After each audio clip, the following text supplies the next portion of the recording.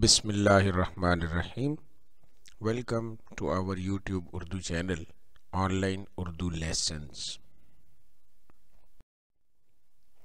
عزیز طلبہ و طالبات، فیڈرل بورڈ اسلام آباد کے اردو فرسٹ ایئر پیپر کے حصہ دوئم کے سوالات کے جواب پیش خدمت ہیں۔ امید ہے کہ آپ کو ضرور پسند آئیں گے۔ حصہ دوئم کا جو پہلا سوال ہے وہ حصہ نثر میں سے ایک پیراگراف دیا گیا ہے۔ اس پیراگراف کے آخر میں کچھ سوالات دیے گئے ہیں، جن میں سے 6 سوالات کے جوابات جو ہے وہ آپ نے دینے ہیں۔ اس میں پہلا سوال ہے کہ شاہ ولی اللہ دہلوی اور ان کے صاحبزادوں نے کس مقصد کے حصول کے لیے تحریک شروع کی؟ تو اس کا جواب ہے کہ شاہ ولی اللہ دہلوی اور ان کے صاحبزادوں نے مسلمانوں کی اخلاقی اور معاشرتی برائیوں کو دور کرنے کی تحریک شروع کی۔ شاہ اسماعیل اور سید احمد بریلوی کی خدمات پر روشنی ڈالیے۔ تو اس کا جواب ہے کہ شاہ اسماعیل اور ان کے مرشد سید احمد بریلوی رحمہ اللہ نے اسلامی اصولوں کو دوبارہ ملک میں رائج کرنے اور ملک کو غلامی سے آزاد کرانے کی کوشش کی۔ وہ اس کوشش میں کامیاب نہ ہو سکے۔ انہوں نے جام شہادت نوش کیا۔ ان کی اس قربانی نے مسلمانوں میں آزادی کے حصول کے لیے دلی جوش و ولولہ پیدا کر دیا۔ اگلا سوال ہے کہ سر سید احمد خان نے مسلمانوں کی اصلاح کے کس پہلو پر توجہ دی اور کیوں؟ سر سید احمد خان نے مسلمان قوم کی اخلاقی اور تہذیبی اصلاح پر توجہ دی۔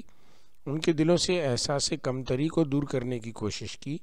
انہوں نے مسلمانوں کو سمجھایا کہ ہم میدان جنگ میں انگریزوں کا مقابلہ نہیں کر سکتے، لیکن اپنی تعلیمی قابلیت بڑھا کر اپنی بات منوا سکتے ہیں۔ اگلا سوال ہے کہ کانگریس کب قائم ہوئی اور بظاہر اس کے مقاصد کیا تھے؟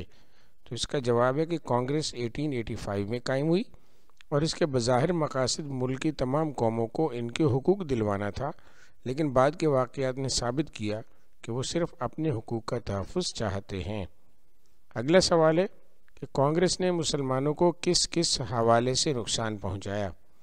کانگریس نے مسلمانوں کو ان کے کاروبار سے محروم کرنے کی کوشش کی، سرکاری ملازمتوں پر بھی قابض ہو گئے۔ انہوں نے مسلمانوں پر معیشت کے تمام دروازے بند کرنے کی کوشش کی۔ علاوہ ازیں مسلمانوں کی مشترکہ زبان اردو کے مقابلے میں ہندی کو رائج کیا۔ اگلا سوال ہے کہ کس نے کب اور کہاں کل ہند مسلم لیگ کی بنیاد ڈالی؟ تو اس کا جواب ہے کہ سر سید احمد خان کے ایک رفیق یعنی دوست نواب وقار الملک نے 1906 میں ڈھاکہ میں کل ہند مسلم لیگ یعنی آل انڈیا مسلم لیگ کے نام سے مسلمانوں کی ایک الگ تنظیم کی بنیاد ڈالی۔ اگلا سوال ہے کہ اس عبارت کے 4 اہم نکات کی نشاندہی کریں۔ تو اس کے جو اہم پہلو ہیں ان میں سے پہلا ہے کہ شاہ ولی اللہ دہلوی اور ان کے صاحبزادوں کی دینی خدمات، دوسرا سر سید احمد خان کی ملی خدمات، تیسرا ہندوؤں کی مسلمانوں کو نقصان پہنچانے کی کوشش، اور چوتھا ہے مسلمانوں میں اپنے حقوق کے تحفظ کا شعور بیدار ہونا۔ آگے حصہ بے ہے جو کہ حصہ نظم ہے، بے جز ہے، حصہ نظم ہے۔ اس میں نظمی اشعار دیے گئے ہیں اور ان کے سوالات ہیں کچھ نیچے۔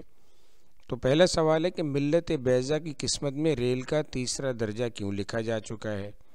تو اس کا جواب ہے کہ ملت بیضا سے مراد مسلمان قوم یا دوسرے لفظوں میں پاکستان کے غریب اور متوسط طبقے سے تعلق رکھنے والے لوگ جن کی اکثریت مالی مشکلات کا شکار ہے، ریل کے تیسرے درجے میں سفر کرتی ہے، کیونکہ ریل کے تیسرے درجے کے سفر کا کرایہ انتہائی کم ہوتا ہے۔ دوسرا سوال ہے کہ ریل میں جگہ حاصل کرنے کے لیے اتنی تگ و دو کیوں کرنے کی ضرورت ہے؟ تو اس کا جواب ہے کہ غریب ملکوں میں آبادی اور وسائل کی دستیابی میں توازن نہیں ہے۔ آبادی تیزی سے بڑھ رہی ہے جبکہ مقابلے میں وسائل یعنی ریسورسز انتہائی محدود ہیں، لیمیٹڈ ہیں۔ وسائل کی کمیابی آمد و رفت کے ذرائع پر بھی اثر انداز ہوتی ہے۔ ریل سفر کرنے کا سستا ذریعہ ہے، اس لیے بیشتر غریب آدمی ریل کے سفر کو ترجیح دیتے ہیں۔ لوگ زیادہ اور جگہ کم ہونے کے سبب ڈبے میں جگہ حاصل کرنا اور ڈبے کے اندر داخل ہونا بہت مشکل اور تکلیف دہ عمل ہوتا ہے۔ اگلا سوال ہے کہ شاعر کے خیال کے مطابق ملت بیضا کا کیا مطلب ہے؟ بیضا کا لفظی مطلب یا مفہوم تو سفید ہے۔ سفید رنگ امن کی علامت ہے۔ ملت سے مراد قوم یعنی مسلمان قوم۔ یہاں مراد قوم کے وہ افراد ہیں جو غریب ہیں اور سستے سفر کا ذریعہ استعمال کرنے پر مجبور ہیں۔ ویسے تو امن پسند لوگ ہیں، لیکن سہولت سے مستفید ہونے کے لیے تہذیب و شائستگی کا دامن ہاتھ سے چھوڑ دیتے ہیں۔ اگلا سوال ہے کہ ریل میں سفر کرنے والے لوگوں کا جلوس کس طرح نکلتا ہے؟ ریل میں سفر کرنے والے لوگ زیادہ ہیں اور ریل کے ڈبے کم ہیں، اس لیے ڈبے کھچا کھچ بھرے ہوئے ہیں۔ گنجائش سے زیادہ لوگ اس میں سوار ہوتے ہیں، قدم رکھنے کی بھی جگہ نہیں مل رہی ہوتی۔ ایسے میں ہر شخص کا حلیہ بگڑ جاتا ہے، جس کو شاعر نے جلوس نکلنے سے تعبیر کیا ہے۔ یہاں پہ اس کا نظم کا ایک دوسرا بند بھی دیا گیا ہے، اس کے بھی کچھ سوالات وغیرہ نیچے دیے گئے ہیں۔ آپ بھی ان سوالات کو پڑھ کر ان کے جوابات وہاں سے دے سکتے ہیں نظم کے حصے میں سے۔ تو اس کا جو پہلا سوال ہے کہ شاعر نے کوٹ کی کیا خوبیاں بیان کی ہیں؟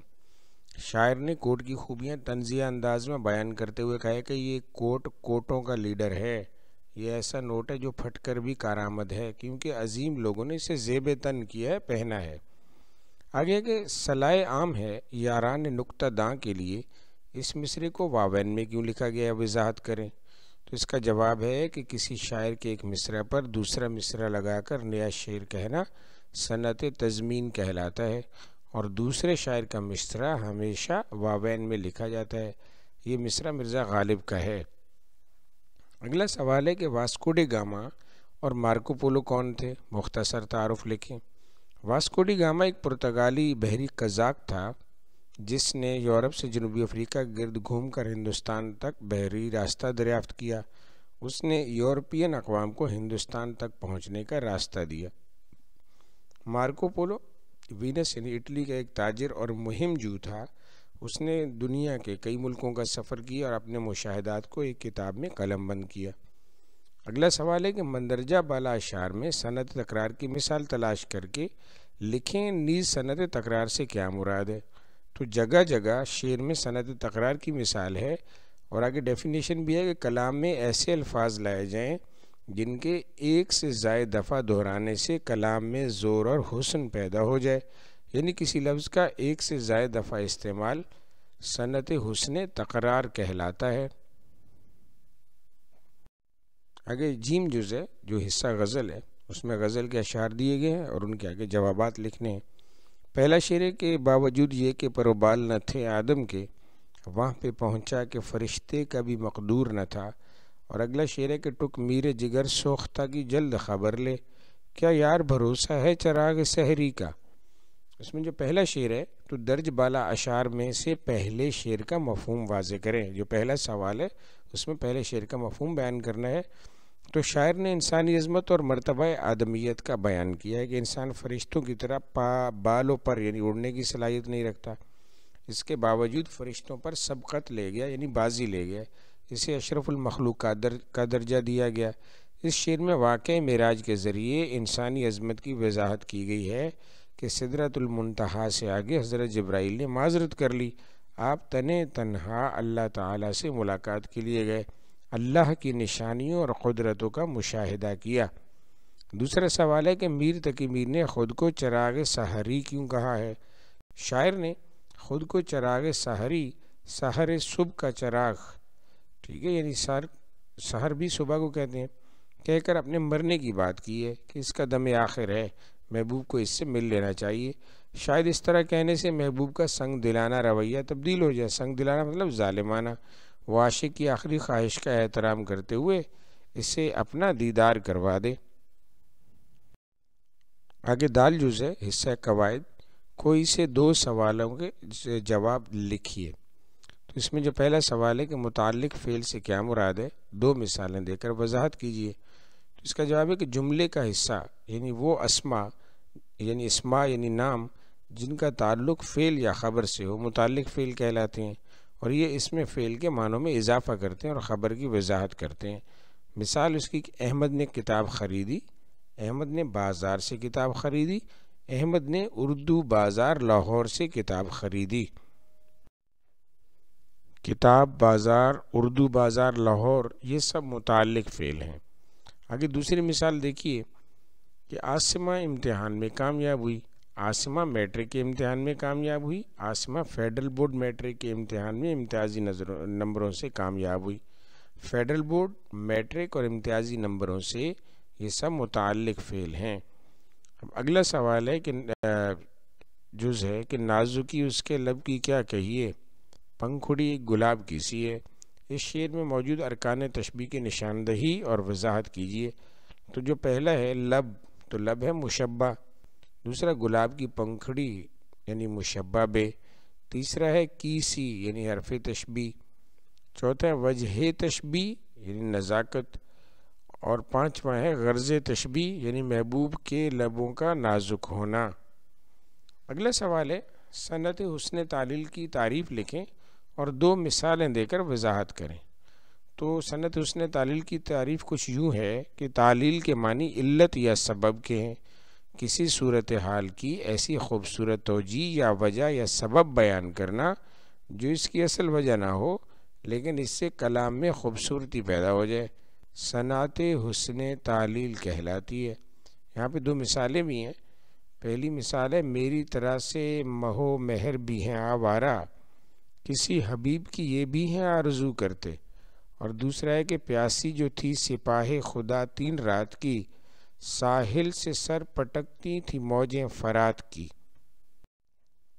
آپ کی سماعتوں کا بے حد شکریہ۔ تھینک یو سو مچ۔ اللہ حافظ۔